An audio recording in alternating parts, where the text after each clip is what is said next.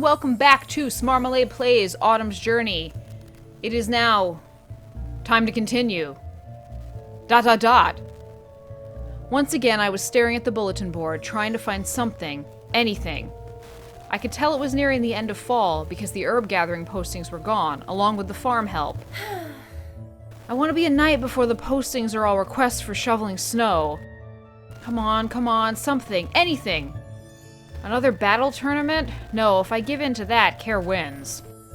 It was then that I noticed a posting that recruited both knights and knights in training. I hastily snatched it up, almost knocking down the other postings in my rush. Another escort mission.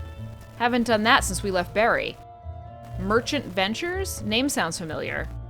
Ah, it's a delivery to Norval. That's pretty far. Swaying back and forth, I tried to weigh my options. On one hand, it was a good opportunity to mingle with real knights. On the other, it meant leaving Oliver. I wondered whether the boys would be up for another long journey. I reread the posting multiple times before zeroing in on the deadline. Pretty soon. I don't like making snap decisions without Karen Omari's input first. Maybe if I hurry, I could...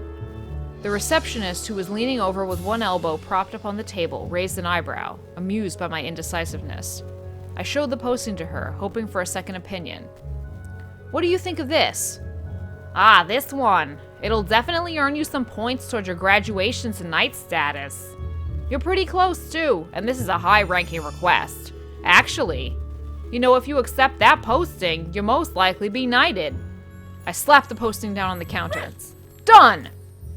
She accepted the paper and gave me a smaller note with directions, a meeting time, and names. Wow, looks like quite a few people accepted this one. Sounds important. Apparently the contents are very valuable, hence all the bodyguards. There was something nagging at me, but the excitement of accepting such a critical task made me giddy. I practically sprinted out of the guild in the direction of the gardens, hoping to find Karen Omari there. To Norval, huh? I don't know, Aurelie. Yeah, it's a little out of the way, but it'll be good experience, and we'll see a new town. I think they specialize in mining and all that. I'm sure the dragon altar there would be impressive. Not that you need to see them anymore, Care. I don't care. I don't care either way. Omari? What was the merchant company again? Merchant Ventures. A dark expression flickered across Omari's face. Is that the same group we escorted when we left Berry? I rubbed my head as I reflected back. Oh, you're right. We did help them before. Are you concerned it'll be dangerous again? Don't worry, there'll be even more bodyguards this time around. However, Ilmari was frantically shaking his head as I explained. It's not that! When we escorted that carriage and when that box fell, I saw its contents. I'm pretty sure it was dragon remains. A tense atmosphere engulfed us, and it took me a moment to register everything. What? No. What? No, that can't be. Are you absolutely positive? The hell? And you didn't tell us? Or our masters? Keeping something like this secret is... Hear me out! I know I shouldn't have remained quiet about it. At first I thought I was wrong. I've never stumbled upon dragon remains myself, and I'm not that familiar with Seraphis. But the feathers, the bones... I knew if I reported this to Master Kaya, we would both immediately be ordered back, even if I was just guessing. No exceptions. I was selfish. I didn't want the journey to end so abruptly. I'm sorry. My master was right. I wasn't ready to be a representative for dragonkind. If I hope to build a better relationship between our races, I shouldn't disregard acts like this.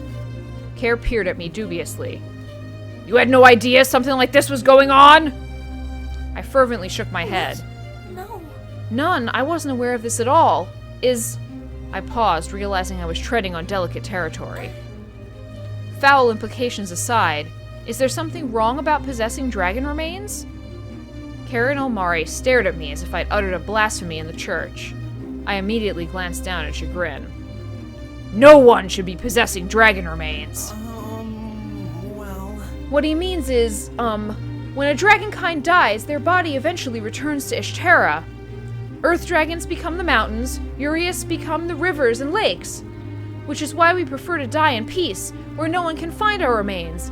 It's sacrilegious to disturb them, and any dragonkind that accidentally discovers them will immediately avoid the resting place. I highly doubt that Heavenkind got a hold of those remains with a dragonkind's blessing.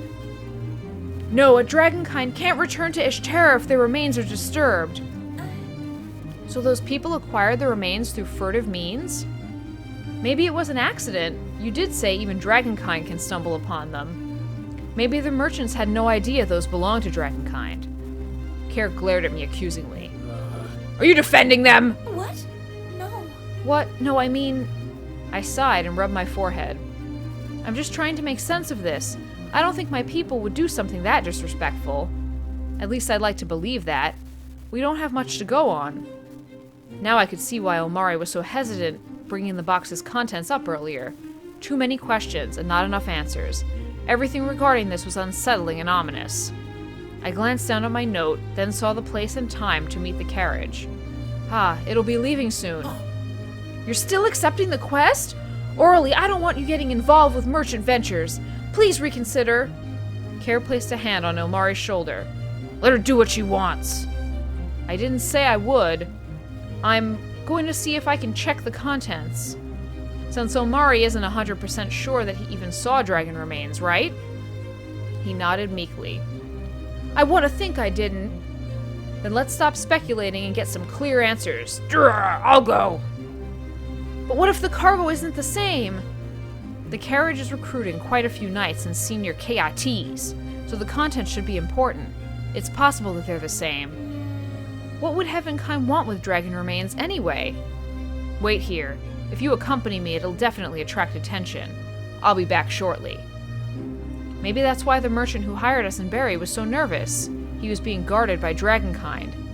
Ilmari appeared distraught by the idea of me going, while Care simply nodded to encourage me.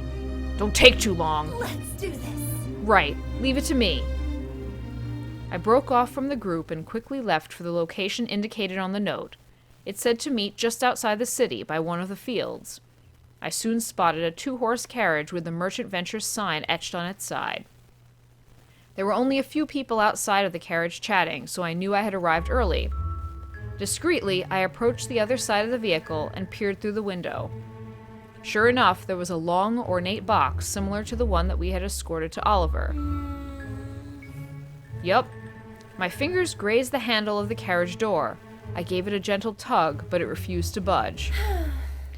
Foiled already. As I pondered on whether to find an alternative, someone roughly grabbed my shoulder.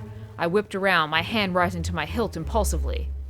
An older man with short peppered hair and a sword at his hip glowered at me. What are you doing here? I pulled out my crumpled note. I'm a knight in training who joined this assignment. After examining me and glancing at my badge, he nodded curtly. Then you should properly act like one. Looking suspicious will get you instantly dismissed from the task. Whoops, sorry about that. I was just curious, I'm sorry, being a KIT and all. Then take your position. We will be leaving on our client's orders. We dispersed, and I glanced back at the city walls, fighting the urge to return to my friends. If I left now, I would be removed from the mission anyway, and I still hadn't seen what the cargo held. I would have to carry out my duty, at least until I had another opportunity to check the box. Sorry, Care, Ilmari. This will take a little longer than I anticipated. As more knights, roughly 7 of them, and the merchant client, whom I overheard was called Dervishi, gathered around the carriage, the coachman hoisted himself onto the perch. I knew we would be setting off in a few minutes. I hope Care and Omari don't think I'm deserting them. I anxiously looked back, but as the horses started trotting, I forced myself to follow the group. In a desperate attempt, I tossed the note on the ground, even though I was pretty sure the chances of the boys finding it were slim. Not like I had any other method of communicating with them. I lingered behind while my eyes darted from one knight to the next. They were all in uniform with their breastplates. Their breastplates shone brilliantly, and they each had a trusty weapon at their hip or strapped to their back. Usually I would be elated just to be in their presence, but my mind was on other things.